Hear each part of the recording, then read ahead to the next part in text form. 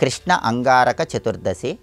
ఈ సందర్భంగా ఎలాంటి ముఖ్యమైన విధి విధానాలు పాటిస్తే అద్భుతమైన శుభ ఫలితాలు సిద్ధింపజేసుకోవచ్చు, కృష్ణ అంగారక చతుర్దశికి ఉన్నటువంటి ప్రాధాన్యత ఏంటో నేటి శుభం లాభం అనే శీర్షికన పరిశీలిద్దాం. ఏ నెలలోనైనా పౌర్ణమి తర్వాత బహుళపక్షంలో వచ్చే చతుర్దశి మంగళవారంతో కలిసి వస్తే దాన్ని కృష్ణ అంగారక చతుర్దశి అనే పేరుతో పిలుస్తారు.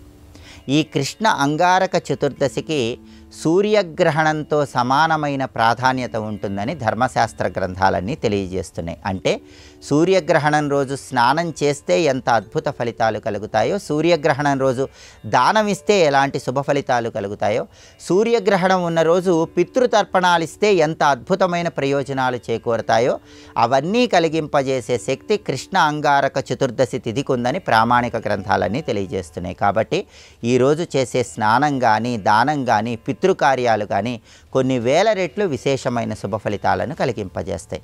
కృష్ణ అంగారక చతుర్దశి సందర్భంగా స్నానం చేసే సమయంలో మీరు స్నానం చేసే నీళ్ళలో కొన్ని నల్ల నువ్వులు, కొన్ని ఎరుపు రంగు పుష్పాలు, కొద్దిగా ఉసిరిక పొడి వీటి నీళ్ళలో కలుపుకొని ఆ నీటితో స్నానం చేయండి.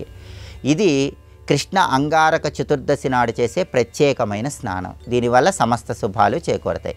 స్నానం చేసిన తర్వాత 1.25 కేజీ కందులు ఎరుపు రంగు వస్త్రంలో మూటగట్టి ఎవరికైనా దానం ఇస్తే జాతకంలో ఉన్న కుజదోషాలన్నీ తొలగిపోతాయి. అలాగే ప్రధానంగా ఈరోజు 2 దానాలు ఇస్తే చాలా మంచిది. మొట్టమొదటిది మినుముల దానం, రెండవది యవలు దానం. మినుములు యవలు ఈ 2 దానం ఇవ్వటం ద్వారా సమస్త శుభాలను సిద్ధింపజేసుకోవచ్చు. అలాగే ఈరోజు సూర్యుడికి యముడికి తర్పణాలు ఇవ్వాలని ప్రామాణిక గ్రంథాలన్నీ తెలియజేస్తున్నాయి. ప్రధానంగా అపమృత్యు దోషాలన్నీ పోగొట్టుకోవటానికి, కుటుంబంలో సభ్యులందరికీ ఎలాంటి ప్రమాదాలు రాకుండా ఉండటానికి, పితృదోషాలన్నీ తొలగింపజేసుకోవటానికి స్నానం చేసిన తర్వాత ఇంటి యజమాని దక్షిణ దిక్కుకు తిరిగి నల్ల నువ్వులు నీళ్ళలో కలిపి ఆ నీళ్లు విడిచిపెడుతూ యం యమాయ నమః అని యమధర్మరాజుకు తర్పణం ఇవ్వాలి. 3 సార్లు యం యమాయ నమః అనుకుంటూ యమధర్మరాజుకు తర్పణం ఇచ్చినట్లయితే యమధర్మరాజు సంపూర్ణమైన అనుగ్రహం వల్ల అపమృత్యు దోషాలన్నీ తొలగిపోతాయి. సూర్యుడికి యముడికి తర్పణం ఇవ్వటం ద్వారా ఈరోజు విశేషమైన శుభ ఫలితాలు అందిపుచ్చుకోవచ్చు. అలాగే భూ సంబంధమైన వ్యవహారాలు, గృహ సంబంధమైన వ్యవహారాలు వీటన్నిటిలో లాభాలు చేకూరాలంటే, అంటే భూములు కానీ గృహాలు కానీ స్థలాలు కానీ పొలాలు కానీ తొందరగా కొనుగోలు చేయాలన్నా, తొందరగా అమ్మాలన్నా ఈరోజు స్నానం చేశాక దక్షిణ దిక్కులో త్రిభుజ దీపాన్ని వెలిగించాలి. ఆ త్రిభుజ దీపం ఎలా వెలిగించాలంటే, స్నానం చేశాక మీ గృహంలో హాల్లో దక్షిణ దిక్కులో ఒక పీట ఉంచి ఆ పీటకు పసుపు రాసి కుంకుమ బొట్లు పెట్టి ఆ పీట మీద బియ్య పిండితో త్రిభుజాకారంలో ముగ్గు వేయాలి. ఆ ముగ్గు మధ్యలో ఎర్ర చందనంతో హృం అనే అక్షరాన్ని రాయాలి. ఆ అక్షరం మీద ఒక మట్టి ప్రమిదలో ఇంకొక మట్టి ప్రమిద ఉంచి నువ్వుల నూనె పోసి 9 ఎరుపు రంగు ఒత్తులు తీసుకొని ఆ 9 ఎరుపు రంగు ఒత్తులు ఒకే ఒత్తిగా చేసి ఆ ఒత్తి దక్షిణ దిక్కు వైపు వెలిగేలా దీపాన్ని వెలిగించాలి.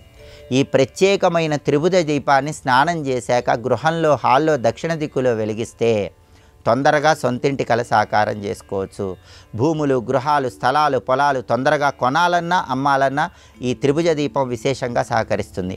రుణ బాధల నుంచి బయటపడటానికి, బ్యాంకు లోన్లు తొందరగా రావటానికి, రియల్ ఎస్టేట్ రంగంలో అత్యున్నత స్థాయికి చేరటానికి కూడా కృష్ణ అంగారక చతుర్దశి సందర్భంగా గృహంలో వెలిగించే ఈ త్రిభుజ దీపం విశేషంగా సహకరిస్తుంది. ఎరుపు రంగు ఒత్తులు అందుబాటులో లేకపోతే మామూలు ఒత్తులు తీసుకొని వాటికి మొత్తం కుంకుమ రాస్తే అవి ఎరుపు రంగు ఒత్తులు అవుతాయి. ఇలా ప్రత్యేకంగా త్రిభుజ దీపాన్ని వెలిగించండి.